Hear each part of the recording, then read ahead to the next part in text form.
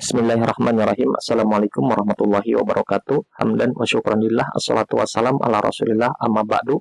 Pemirsa dimanapun Anda berada, mari kita lanjutkan lagi ngaji kitab Risalah fi Shaum, Risalah fi Siyam.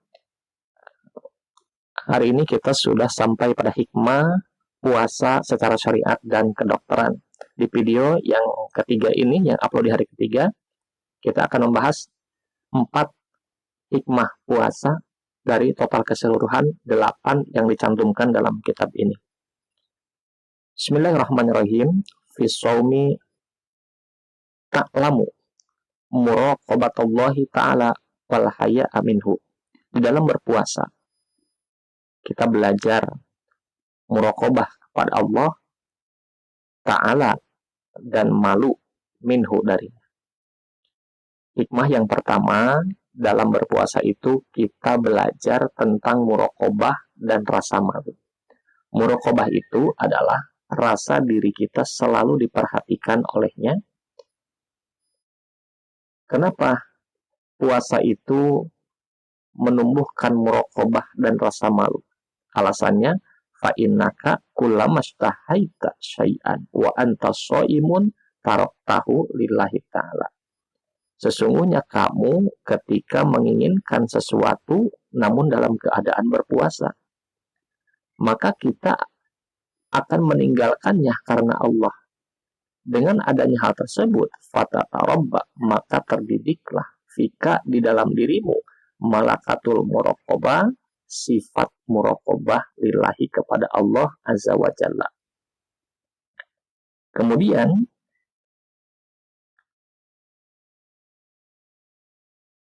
wayakwa menjadi kuat fika di dalam dirimu al-ihsasu bi'alimil wahbatihi wa mulahadati ittila'ihi alaika. Kemudian akan bertumbuh menjadi kuat rasa pengagungan terhadap karunia Allah, dan kita menjadi sadar akan perhatian Allah kepada kita. Tuh. Walau tamalakat, apabila sudah melekat menjadi watak hadhil muraqabatu, sifat muraqabah ini, nufusan nas, kepada diri manusia, kepada diri-diri manusia, jami'an seluruhnya, lama wujida syai'un minal jaroim, maka tidak akan ditemukan sesuatu dari dosa-dosa. Kita itu kalau sudah muraqabah dan rasa malu tumbuh dalam diri kita, maka dosa-dosa itu akan sulit ditemukan pada diri seseorang tersebut. Walamastab'ada, dan tidaklah jauh jaraknya al-qawiyu, antara kuat, ad-dha'ifu dan lemah, wad-dha'ifu dan lemah. Jadi antara kekuatan dan lemah itu tidaklah ada jarak yang jauh. Jadi pemisahnya adalah dari muraqabah tersebut. Wal asbahat ad-dunya tumassilu al-firdausa. Setelah kita meninggalkan tadi muraqabah, kemudian rasa malu sehingga dosa kita tidak ada, maka dunia itu akan menyerupai seperti Firdaus. Di mana? Fi hanaiha, di dalam kenyamanannya, wa safaiha, dan ketenangannya, wa taharatil qulubi, dan bersihnya hati, fiha, di dunia. Jadi itu. Kemudian yang kedua, hikmah dari berpuasa adalah ma'rifatuka ni'amallahi ta'ala. Ma'rifatan sahihah, mengetahui nikmat Allah Ta'ala dengan kenikmatan yang benar. Kenapa? Fa inna syai'a la yu'rafu haqqan illa inda faqdihi. Karena sesuatu itu tidaklah diketahui kebenarannya kecuali setelah kehilangan. Kita akan berarti pasangan itu ketika sudah kehilangan pasangan. Nah, nikmat Allah pun akan terasa nikmat ketika nikmat itu telah hilang. Di antara nikmat yang paling enak bagi tubuh kita adalah makan. Maka ketika diri kita meninggalkan makan secara sengaja, itu akan menumbuhkan bahwa nikmat rezeki, nikmat makan itu amat sangat luar biasa. Hikmah yang ketiga, annal insana idza soma wa dhaqa mararatil ju' hasala indahu atfan. Ya. Sesungguhnya manusia itu ketika berpuasa dan merasakan pahitnya lapar, maka akan menumbuhkan pada diri seseorang tersebut atfun, kasih sayang, warahmah, belas kasih. Alal fuqara'i, kepada orang fakir, wal masakin, dan orang miskin, alladzi la yajiduna minal quwwati, yang mana mereka itu tidak menemukan makanan, al-qut, makanan, sesuatu yasudu, yang menahan, bihi, dengan yakut, ar-ramaqo, nyawa. Artinya orang miskin itu selalu merasakan lapar, makannya itu hanya untuk menahan ruh saja. Nah, ketika kita merasakan pahitnya rasa lapar, tentu kita akan merasakan apa yang dirasakan oleh orang fakir dan miskin, sehingga empati kita akan semakin tumbuh.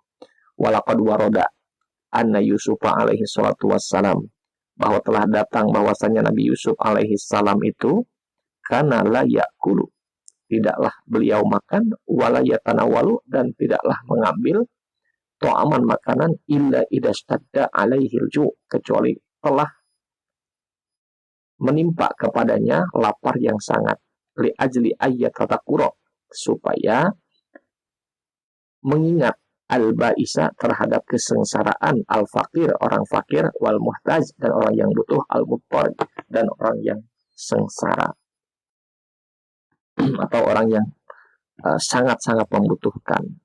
Jadi Nabi Yusuf tidak pernah makan kecuali kalau sudah sangat lapar. Untuk apa? Mengingat bahwasanya orang yang fakir untuk makan aja sulit.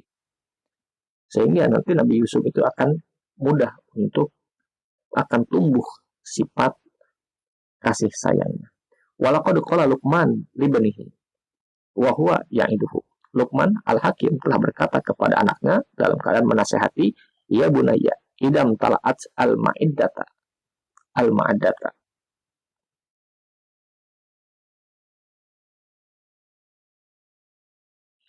Al-ma'iddata namatil fitrah. Apabila penuh atau kenyang perut, apabila perut sudah kenyang, maka akan tidurlah pikiran itu akan tidur, tumpul dia. Wa kharasat al-hikmah, dan hikmah itu akan menjadi bisu, kebijaksanaan akan hilang.